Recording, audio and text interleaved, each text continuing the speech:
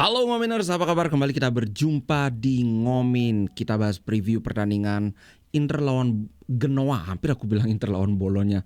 Inter lawan Genoa besok jam 3.45 WITA. Kalau kalian di WIB berarti jam 2.45. Kalau di WIT berarti jam 4.45. Oke, tapi tentu saja sebelum kita bahas preview, bahas beberapa update dulu. Wih, ini ada komentar yang cukup menarik dari Ausilio. Begitu cintanya dia sama Inzaghi, sampai dia bilang Inzaghi bisa stay di sini 10 tahun lagi. Wih, dan dia juga menambahkan bahwa kalau disuruh pilih antara Serie A atau Liga Champion, dia pilih Liga Champion. Nah, aku mau bahas soal Inzaghi itu.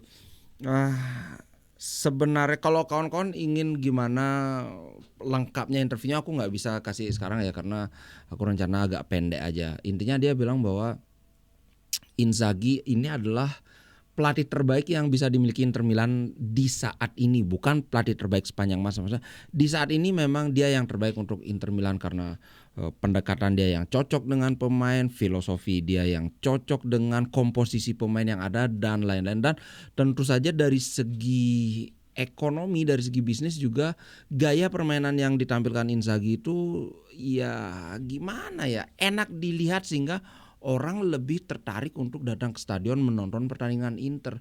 Kawan-kawan pasti sudah tahu kan, kita terus-terusan kita terus-terusan mencetak rekor penjualan tiket sejak dipegang Inzaghi, karena memang bahkan pada saat kalah pun Inzaghi, Inter itu mainnya enak ditonton. Jadi orang, wah, daripada nonton di TV aja, ayo kita ke stadion kayak gitu. Nah, kemudian dia juga mungkin ada yang bertanya, kenapa sih kok kontraknya pendek-pendek, paling ditambahin 1 tahun, dan kenapa nggak sekalian 5 tahun atau 4 tahun kayak pemain. Nah, Ausilio bilang begini, dia bisa saja seperti yang tadi aku bilang tuh 10 tahun lagi di Inter, tapi saya lebih suka seperti ini. Ini membuat ada apa ya istilahnya ya? Oh, ini aku pakai kata-kata aja, allows him to keep the tension high, to stay on the ball. Maksudnya kayak dalam tanda kutip ya, selalu tegang. Wah, ini kalau aku tidak perform, ini bisa dipotong kontrak aku, bisa tidak diperpanjang. Aku cuma habis itu aku pengangguran atau kayak gitu, sehingga dia akan selalu berusaha untuk berinovasi, selalu untuk tetap lebih motivasi untuk menang itu akan selalu ada, biar nggak kayak pemain-pemain yang wah dang dikasih ini kayak Korea lah bilang, dikasih kontrak 5 tahun, habis itu ternyata boncos, mau disuruh pergi nggak bisa. Ya namanya kontrak kan. Nah, itu alasan dia, makanya 1 tahun aja. Dan juga dengan kontrak yang setahun, jadi ya akan sebenarnya dari sisi Inzaghi dia akan mendapat keuntungan juga. Setiap perpanjangan kontrak itu kan gajinya akan naik. Jadi kalau dulu misalnya dikasih kontrak 5 tahun, dia baru naik gaji lagi 4 tahun kan, pas kontraknya 1 tahun lagi kan. Tapi kalau sekarang hampir 2 tahun sekali atau hampir setahun sekali dia naik gaji gitu, bro. Itu kalau dari Ausilio. Nah, kemudian Dumfries dong. Wih, dia bilang gini, iya jelas kami tidak saling menyukai. Ini komentar dia tentang Theo Hernandez. Pokoknya dia mengakui bahwa memang ya intinya sih dia ngomong halus kayak gini. Ya kalau kami bilang kami saling suka ya bohong sih. Jadi dia mengkonfirmasi bahwa memang ada saling tidak suka. Ya kalau di lapangan jelas kami karena warna seragam yang berbeda, kami sama-sama ingin kemenangan. Tapi ya di luar lapangan juga kami bukan teman. Sambil ketawa dia ngomongnya gitu. Tapi emang kelihatan sekali banyak kok, kalau Dumfries itu kan wingback kanan, banyak kok winger kiri atau fullback kiri tim lain, tapi nggak ada yang diajak berkelahi kayak si Dumfries sama Theo Hernandez kan. Dan kalau ngelihat gimana tingkah lakunya si Theo itu, ya memang layak sih Dumfries gedek sama dia, orangnya kayak gitu kan. Oke, itu tentang Dumfries dikit aja. Kemudian Inzaghi, ketika ditanya dia apakah ini pertandingan lawan Napoli adalah penentu Scudetto, dia bilang ya ini pertandingan penting, tapi tentu saja bukan pertandingan yang paling menentukan karena masih ada Kalau nggak salah 12 pertandingan lagi. Atalanta bahkan Atalanta pun masih bisa comeback. Kalau dilihat sekarang, aku pernah singgung ini, Atalanta sekarang mulai mendekat lagi gara-gara Napoli ini 3 kali berturut-turut dia seri, sedangkan Inter juga 3 pertandingan terakhir 2 kali kalah, 1 kali menang. Sementara Atalanta menang sekali, seri 2 kali, kan 5 poin dia dapat dari 3 pertandingan terakhir, sedangkan Inter cuma 3 poin. Napoli juga 3 poin, sehingga ya otomatis jaraknya mengecil 51 poin. Hanya selisih 3 dengan Inter, hanya selisih 5 dengan Napoli. So dengan perkembangan ini bisa dikatakan Atalanta masih layak diperhitungkan. Begitu, tapi kawan-kawan sudah tahu kan ada konflik antar Gasperini dengan Lukman. Nah, dengan adanya begini-begini ini ya kayaknya susah untuk Atalanta bisa bersaing, bahkan bisa jadi mereka malah dikejar sama Juventus nanti. So itu tentang kata-kata Inzaghi bahwa dia masih memperhitungkan Atalanta, tapi ya biasalah Inzaghi kayak gitu biar tidak menyakiti. Nanti kalau bilang wah ya siapa yang menang gitu, tidak mau bikin statement yang terlalu kontroversial lah intinya si Inzaghi itu. Oke, sekarang kita bahas Inter lawan Genoa. Kalau kawan-kawan lihat di table, Inter dan Genoa itu sama-sama agak pincang. 3 pertandingan terakhir, bahkan 4 pertandingan terakhir Inter itu hanya 1 kali menang, 2 kali kalah, 1 kali seri. Lawan Udinese, lawan Fiorentina kalah, kemudian menang lawan Fiorentina, kemudian kalah lagi lawan Juventus. Kalau kita lihat Genoa itu ada di papan tengah. 4 pertandingan terakhir malah lebih bagus dia. 2 kali menang, 1 kali seri, 1 kali kalah. Tapi kalau dilihat dari 5 pertandingan terakhir ya bagusan Inter memang. Nah, Genoa ini dia katanya jago kandang. Setiap dia main di kandang, katanya 3 pertandingan terakhir di kandang dia menang terus. Nah, di sisi lain Inter di kandang lagi kuat nih trennya. Bahkan aku sempat baca 10 pertandingan terakhir setiap Inter menjamu Genoa di kandang Inter selalu menang. Tapi kalau kita lihat pertandingan yang campur ya, tidak memandang kandang tandang, sebenarnya rekor lawan Genoa itu tidak terlalu bagus. Ini di sini 5 pertemuan terakhir itu Inter 2 kali saja menang, yaitu di musim lalu 2-1, pertemuan pertama itu kita malah seri 2-2. Itu dan berapa ini musim 2021 2022 ini, ketika Inter membantai 4-0, tapi setelah itu seri, menang seri. Jadi hanya 2 kali menang dalam 5 pertemuan terakhir.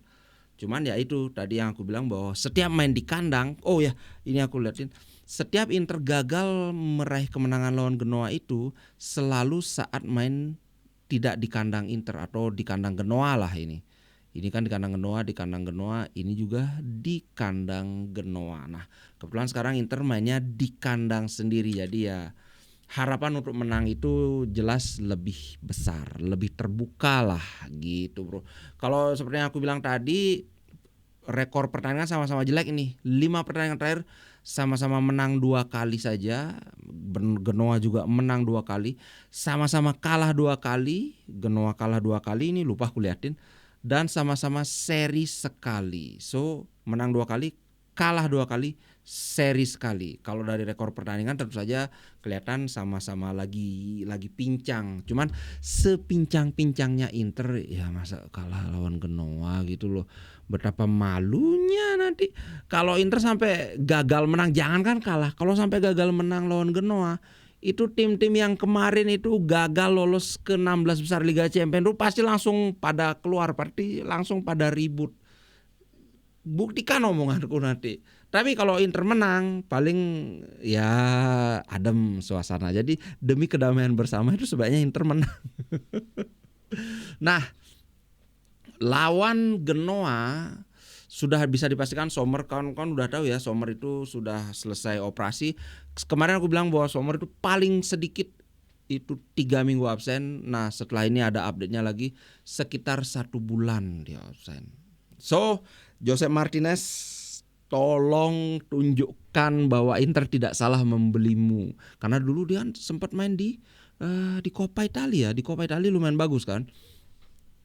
Semoga ini kalau dia bisa benar-benar bagus, ya Inter nggak perlu nyari kiper baru lagi. Karena Ausilio juga sempat bilang tentang Donnarumma, kami harus realistis. Donnarumma ini bukan kiper yang murah. Kalaupun kita bisa dapetin Donnarumma dengan gratis, ini gajinya akan tinggi. Kecuali kalau Donnarumma mau diturunin gajinya baru oke. Gitu bro. Nah, pertandingan lawan ini seperti yang aku bilang kemarin, Zalewski bisa jadi debut, tapi kemungkinannya tetap aku lebih condong ke Di Marco. Cuman aku bisa pastikan Zalewski pasti bermain. Karena apa? Karena Augusto kan cedera. Berarti antara Zalewski itu menggantikan Di Marco atau Bastoni yang ditarik, Di Marco turun jadi center back, Zalewski main jadi wing back kiri.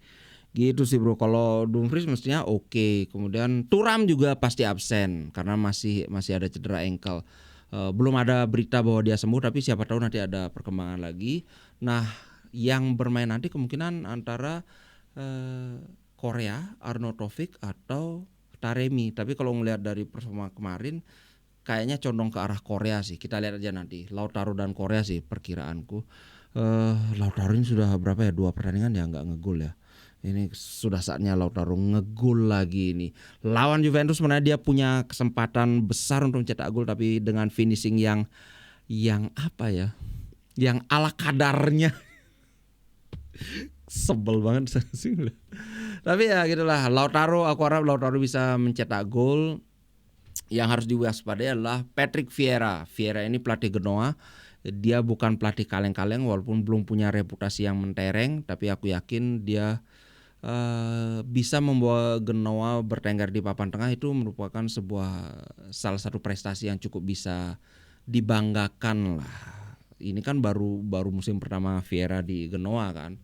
Gitu sih bro. Kalau dari sisi Inter itu aja sih. Thuram nggak main, Augusto nggak main, Sommer nggak main. Nah, Aslani, aku tadi sempat baca kemungkinan Aslani akan menjadi starter karena Hakan ini aku nggak ngerti ya. Sudah sejak dia sembuh dari cedera sudah 3 pertandingan, 3 kali juga dia mainnya belum maksimal.